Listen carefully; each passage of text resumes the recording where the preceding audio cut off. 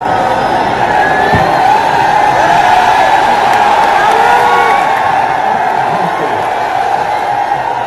सा मदद करानी पड़ेगी।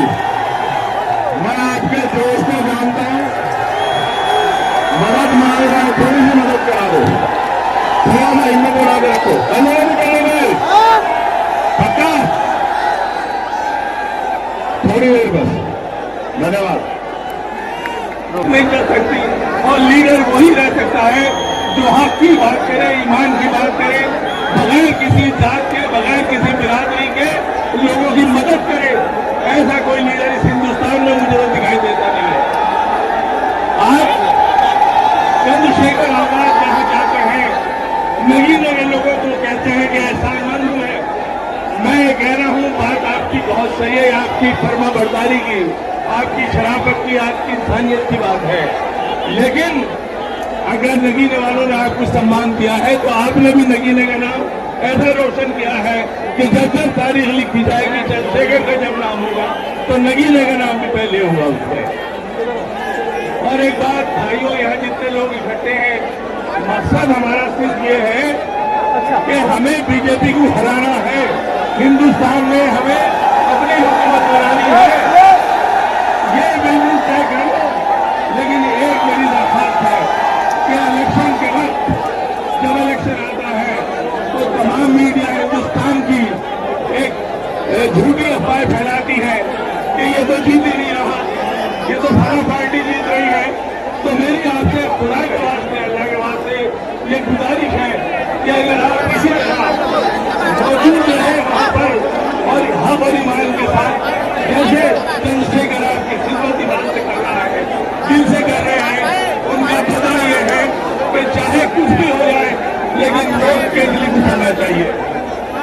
अगर आपने उस वक्त इस बात पे चले गए कि फला पार्टी का निकल रहा है, ये नहीं निकल रहा, तो यही बात जो है बीजेपी को आज तक जिता रही है। और आज मुझे ये उम्मीद है कि ये जो जम्मे गफीर है, ये एक ईमान की ताकत है, ये चंद्रशेखर साहब की दिल की ख्वाहिश, जो इनका ईमान है, जो जज्बा है, ये भीड़ उसके लिए जो दिलों पे राज कर रहे हैं।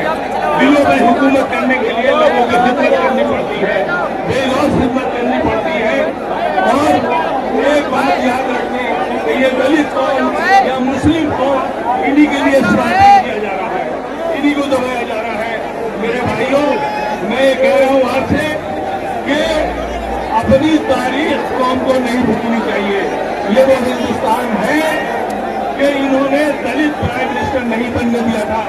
जगजीवन राम आजाद, जगजीवन राम मरहूम जब प्राइम मिनिस्टर बनाए जा रहे थे, सारा हिंदुस्तान एक हो गया था, लेकिन किसी को उन्होंने बनने नहीं दिया और सब एक हो गए थे। तो मैं ये कह रहा हूं आपसे कि ये सिर्फ कौम दलित और मुसलमान भी ऐसी थी जिसने 60 साल कांग्रेस की हुकूमत कराई है। अगर आज आप भी आजाद समाज के नाम पर इकट्ठे हो गए तो मुझे अल्लाह की जात पर यकीन है कि हिंदुस्तान में वो दिन दूर नहीं जब चंद्रशेखर आजाद साहब प्राइम मिनिस्टर बनेंगे। हमारे अध्यक्ष जी के संघर्ष से खुश होकर आज पार्टी यहाँ गृह कर रहे हैं संस्था, और हमारे राज्य अध्यक्ष नीला पटका पहनाकर उनको स्वागत कर रहे हैं।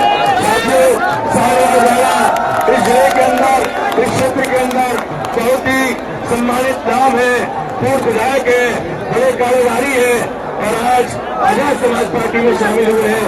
इस मंच से मैं सारवाल राणा जी का बहुत बहुत स्वागत करता हूँ।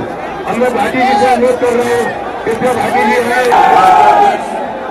चंद्रशेखर जी, नौजवान साथियों, मैं समझ रहा हूँ कि आप हम सबके नेता चंद्रशेखर जी को सुनना चाहते हैं, लेकिन मैं राजधानी में बात कह के अपनी बात को समझ लिया था। बात कह के कि अभी बिहार का चुनाव हुआ है, रिजल्ट आपके सामने है, और मैं दलितों से भी और मुसलमानों से भी और अन्य पिछड़ों से भी ये दरखास्त करना चाहता हूँ कि जब तक आप इकट्ठे नहीं होंगे, जब तक भारतीय जनता पार्टी को हरा नहीं सकते, तो तमाम लोग इकट्ठे हो जाओ, भारतीय जनता पार्टी को हराओ। धन्यवाद।